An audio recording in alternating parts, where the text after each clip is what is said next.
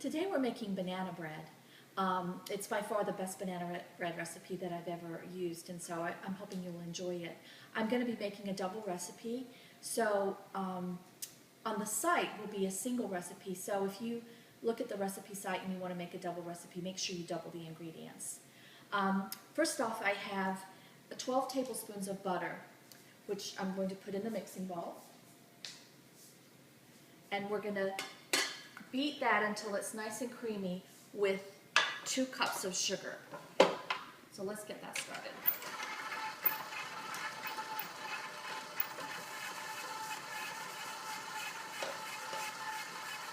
Can turn this up a little bit.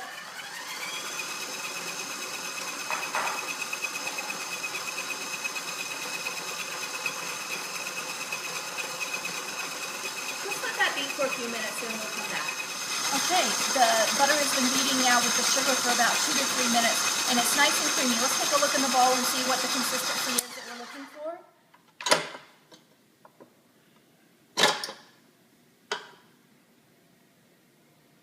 That's kind of what you want, nice and creamy butter. Okay, the next step is to add the eggs, and I have 6 eggs here, very ripe bananas. So I have 6 very ripe bananas here. I'm going to take them and crush them up with this crusher. So we'll be right back after I've gotten that done. Okay, we're back, and I have my bananas here that are all mashed up nicely into small pieces, and our 6 eggs have been crushed, have been cracked. So let's get that done. Let's get that started.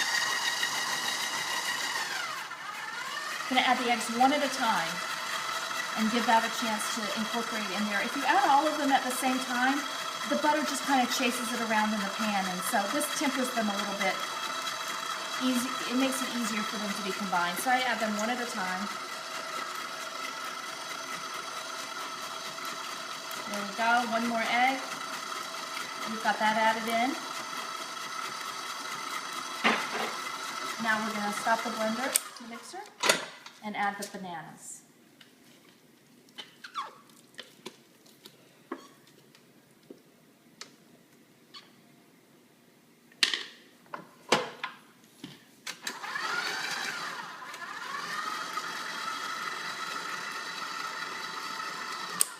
Okay, I'm going to let that beat on slow motion until it's well combined, and we'll come right back in a few minutes.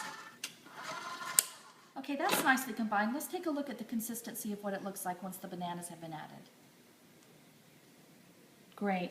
Now we're going to add 1 cup of buttermilk. Now, if you don't have buttermilk on hand, that's okay. Oh, I got that kind of full.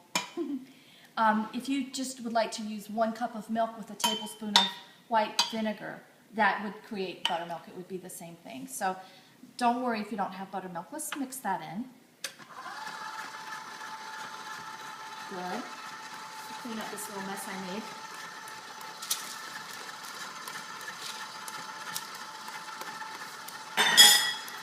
Now the next step that we're going to do is add the dry ingredients, which I have previously, okay, so we have the buttermilk all added in, nice and blended well together, and we're going to add our dry ingredients. Our dry ingredients consist of 4 cups of all-purpose flour,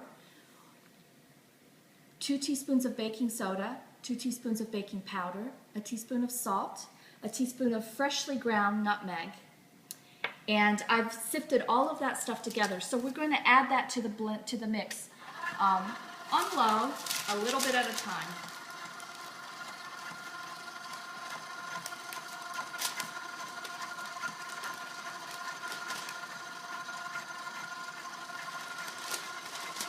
And then we'll mix it just until blended.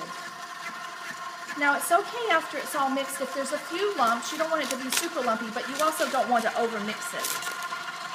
Let that part blend in there really well, and then let's get the last little bit of it in there. Okay.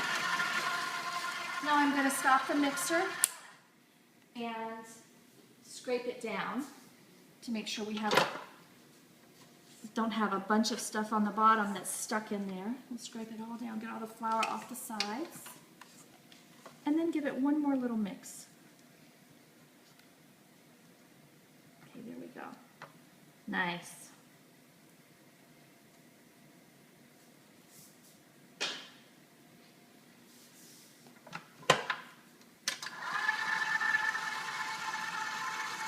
Now I've preheated my oven to 350 and it's all ready, all completely preheated. We're gonna add these, add the batter to the pans. You don't want the pans to be more than 3/4 full because if they are, it's gonna overflow.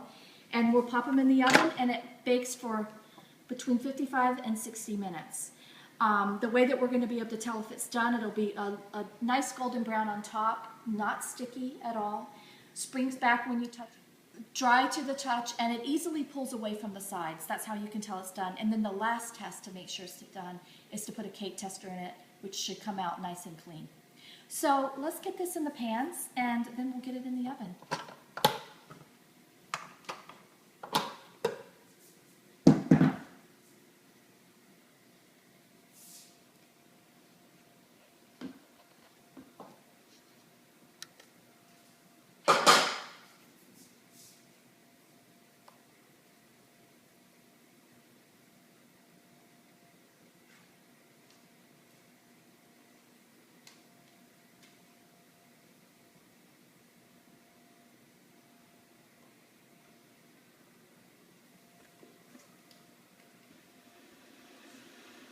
Okay, that looks about evenly divided. There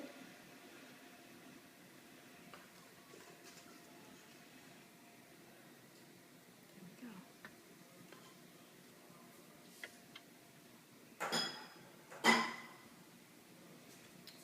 Let's just wipe our pan off a little bit here so we don't have any burning. And we'll get these in the oven and we'll come back when they're done.